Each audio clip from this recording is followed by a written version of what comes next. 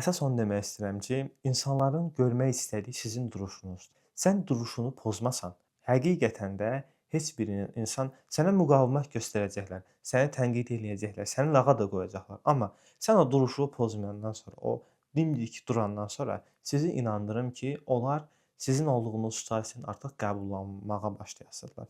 Çünki onların tənqidi, onların eləmək istədiyi əslində özlərinin bacara bilmədiyi şeyləri eləməkdir.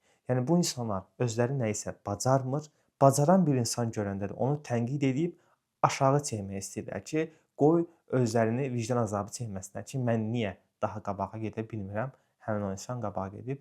Ona görə başımıza nə hadisə gəlirsə gəlsin, duruşumuzdan tavizlər verməyək, yəni duruşumuzdan əksiklik göstərməyək ki, həmin insanlar bizim öz inancımızı, öz düşüncəmizi, necə yaşadığımızı qəbullanmaq istəyirlərsə qəbullansınlar, qəbullanmasalar belə də ən azından artıq sənə bir şey deməməyə başlayacaq.